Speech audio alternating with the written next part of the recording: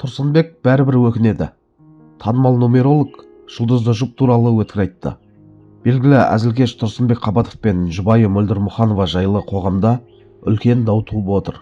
Әлеуметтік желіде бұл жұптың қарым-қатынасы, әсіресе Қабатовтың екінші әйелі туралы мәліметтер тарағаннан кейін жұрт пікірі қақ жарылды. Танымал нумеролог Айнура өз парақшасында Мөлдір Мұханованы жалған құрбандықтың символына теңеп, әйелдің өзін ұмытып, күйеуінің жолына бар күшін арнағанын айтып, былай деп жазды. Мөлдір Мұханова өзін толықтай еріне арнап, өз болмысын ұмытқан әйелдің жарқын үлгісі. Өкінішке қарай, мұндай тағдырдан көптеген әйелдер өтуде. Бұл ішкі дағдарыс арқылы өмірді қайта құруға мәжбүрлейтін ауыр жағдай. Алдымен өзіңізді сүйіңіз, сол кезде әлем де сізді сүйетін болады. Бұл жазба әлеуметтік желі қолданушыларының қызу талқысына түсті. Пікірлер арасында Мөлдірге жанашырлық танытқандар да, Қабатовты ақтағандар да, жалпы әйел мен еркек қарым-қатынасы туралы көзқарасын білдіргендер де көп болды. Оқырман пікірлерінен үзінділер. Сіздер неге біреудің отбасына араласасыздар? Ол сіздерден кеңес сұрады ма? Мен Қызылорданың қызымын ғой. Бұл әңгімені баяғыда 10 жыл бұрын естігенмін. Қабатов өзінің талантымен шыққан бренд. Ол болмаса Мөлдірді білмес едік. Еркекке жастық болам десең, аяғыңмен сүртіп кетеді, бәрін ұмытып. 20 жыл аз уақыт емес, бәрібір өкінеді. Балалар түгел әкесіне тартқан. Еркекті сүй, түсін, сатқындық жасама. Сонда ол саған қандай ақмақ болғаныңды көрсетеді. Құрметті көрермендер, Мөлдір Мұханова мен Тұрсынбек Қабатов жайлы айтылып жатқан әңгімелер елдің қызығушылығын тудырып жатқаны рас.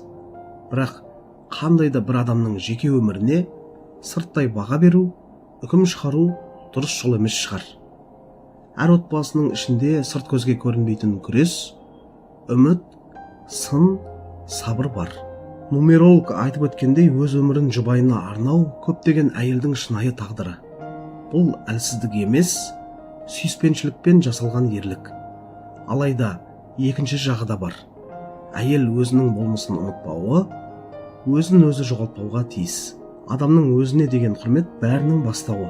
Мөлдірдің қазіргі таңда көрсетіп жатқан сабыры, ішкі күш қайраты, өз жолын табуға деген талпынысы құрбандық емес, қайта жаңару процесі. Ал Тұрсынбек расында талантты, еңбегімен мойындалған азамат. Бірақ өнері бір бөлек, отбасы өмірі басқа мәселе. Бұл арада сырттан тон пішіп, айыптаудан гөрі әркімге өз жолын жүріп өтуге мүмкіндік берген жөн. Сын айтпас бұрын түсіністік, табалаудың алдында жанашырлық, ал өсек алдында үнсіздік әлдеқайда биік тұрады. Бұл дау тек бір отбасының емес, мыңдаған әйел мен ер адамның ішкі айнасына айналған жағдай. Сол себепті әркім өз сабағын алсын, бірақ ешкімді таптамай, ешкімді асыра мақтамай, жүрек пен ақыл тең жүргенде ғана шын пікір туады.